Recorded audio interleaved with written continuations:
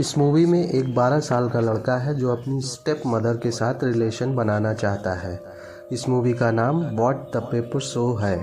Movie के starting में एक सारा नाम की लड़की को नहाते हुए दिखाया जाता है और उसे करंट लगता है और वह मर जाती है। अब एक साल बाद हम एलिस नाम की लड़की को देखते हैं जो अपने हस्बैंड पोल के घर आती थी। एलिस पोल की दूसरी वाइफ थी और सारा पोल की पहली वाइफ थी जो नहाते वक्त करंट लगने से मर गई थी। पोल किसी काम से बाहर गया था और एलिस को पोल के 12 साल के बेटे का ख्याल रखने भेजा था। एलिस मार्कस की स्टेप मदर थी। एलिस घर पहुंचती है तो देखती है मार्कस घर पर ही है। एलिस पूछती है तुम स्कूल नहीं गए? तो मार्कस कहता है स्कूल से जल्दी छुट्टी हो गई थी इसलिए मैं घर पर जल्दी आ गया। एलिस मार्कस की बातों से हैरान थी क्योंकि वह बड़ों की तरह बात करता था। अगली सुबह पोल का फ़ोन आता है। वह मार्कस से बात करना चाहता था। एलिस मार्कस को फ़ोन देती है तो वह बाथ टब में नहा रहा होता है। एलिस उसे फ़ोन देती है और वह पोल से बात करता है। बात हो जाने के बाद एलिस फ़ोन पर बात कर रही होती है। तभी मार्कस एलिस के पास आता है और उसे पीछे से पकड़ लेता है। मार्कस को ऐसा करने पर एलिस गुस्सा हो जाती है और वो उसे बिना कुछ कहे वहाँ से चली जाती है। जैसे जैसे टाइम बीतता है तो पता चलता है कि मार्कस का कोई दोस्त नहीं है और मार्कस एक बिगड़ैल लड़का होता है। मार्कस अपने स्टेप मदर को हमेशा गलत नज़रों से देखता है। कुछ दिन बाद मार्कस के डैड वापस आ जाते हैं। मार्कस और एलिस पोल को रिसीव करने एयरपोर्ट जाते हैं। कार में तीनों घर की तरफ रवाना होते हैं तो पोल एलिस को टच करने लगता है और एलिस का ध्यान कार चलाने से हट जाता है, पर एलिस कार को कंट्रोल कर लेती है और एक्सीडेंट होने से बच जाता है। घर आने के बाद एलिस और पोल इंटीमेट होते हैं और मार्कस बाहर खेल रहा होता है। उस शाम तीनों एक होटल में डिनर करने जाते हैं। वहाँ पोल पेरिस से कहता है तुमने मेरी तिजोरी से पैसे निकाले हैं? एलिस कहती है नहीं, मार्कस ने निकाले थे उस टैक्सी को पे करने के लिए। यह सुनकर मार्कस कहता है मैंने तो सिर्फ कुछ पैसे ही निकाले थे। एलिस कहती है तुम खुद बता रहे थे कि मैंने डैड के सारे पैसे निकाल लिए हैं। इस पर मार्कस कहता है मैंने ऐसा कहा ही नहीं। पैसे गुम होने का दोष एलिस को पाया जाता है, इसलिए घर आकर एलिस मार्कस का रूम चेक करने लगती है। रूम में पैसे नहीं मिलते हैं पर उसे वहाँ एक फटा हुआ लेटर मिलता है। एक दिन मार्कस और पोल स्विमिंग कर रहे होते हैं तो मार्कस बताता है एलिस मेरा जरा भी ख्याल नहीं रखती है। उसकी सारी बातें एलिस सुन रही थी। पोल भी मार्कस की बातों पर ज़्यादा ध्यान नहीं देता है। वह सोचता है बच्चे तो कुछ भी बोलते रहते हैं।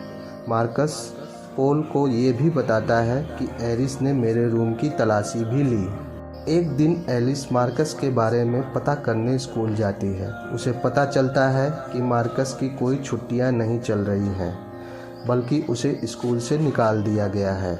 उन्होंने एक लेटर भी भेजा था जिसे मार्कस ने फाड़ दिया था। एलिस को यह भी पता चलता है कि मार्कस आसपास के घरों की जासूसी करता है और लोगों को इंटीमेट होते देखता है।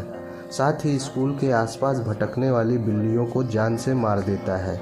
इन्हीं हरकतों की वजह से उसे निकाल दिया गया है। एक दिन एलिस पोल के साथ एक पार्टी में जाती है जहां उसकी मुलाकात एक लेडी से होती है।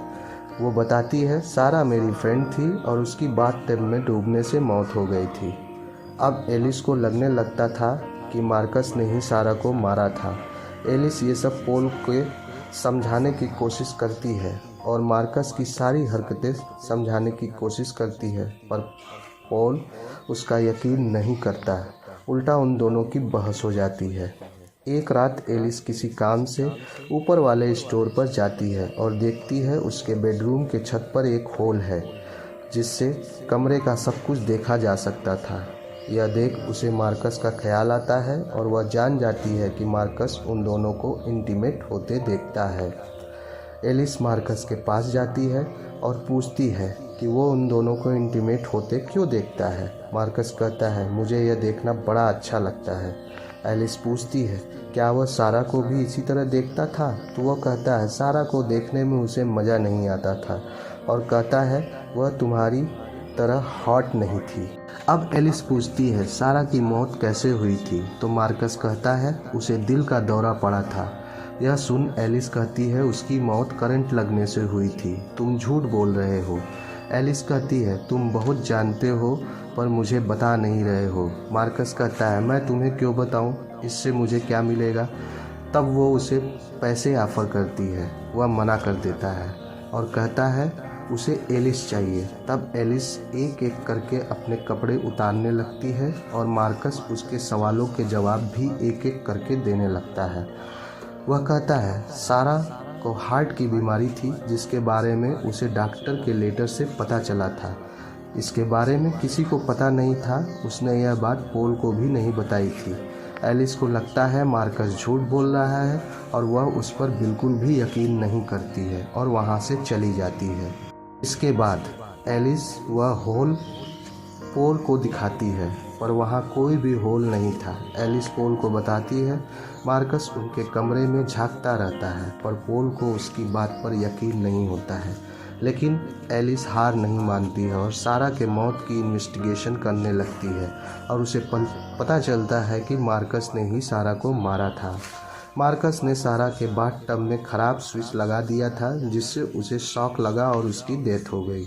इसके बाद एलिस मार्कस से प्रेम से पूछती है कि उसने सारा को क्यों मारा। मार्कस कहता है सारा उसे जरा भी पसंद नहीं थी और वह यह भी कहता है कि उसे लोगों को टॉर्चर करने में बड़ा मज़ा आता है और वह एलिस से कहता है कि अब मरने की बारी तुम्हारी है। यह सुनकर एलिस मेंटली डिस्टर्ब हो जाती है। अब उसे समझ नहीं आ रहा था कि क्या करें क्योंकि उसकी बातों का यकीन किसी को नहीं था। इसके बाद सोचते सोचते एलिस की हालत बहुत ख़राब हो जाती है और उसे मेंटल हॉस्पिटल भेज दिया जाता है। कुछ महीने बाद एलिस ठीक होकर घर आती है। मार्कस और एलिस आपस में बात करते हैं सारा के मौत के बारे में। तो मार्कस कहता है वो अब उसे नहीं मारेगा क्योंकि वह उसे पसंद करने लगा है। एलिस भी मार्कस को रिझाने लगती है और मार्कस को किस करके कहती है पोल को मारकर कहीं दूर भाग जाएंगे। तभी एक कार बहुत तेज़ी में आ रही होती है। मार्कस का डॉग भागता है और मार्कस उसके पीछे भागता है और उसकी टक्कर कार से हो जाती है और वह वहीं मर जाता है। असल में यह पहले से ही प्री प्लान किया गया था एलिस के द्वारा। यहीं पर मूवी एंड हो जाती है। मूवी की कहानी अच्छी लगी तो लाइक शेयर एंड सब्सक्राइब करें। Thanks for watching.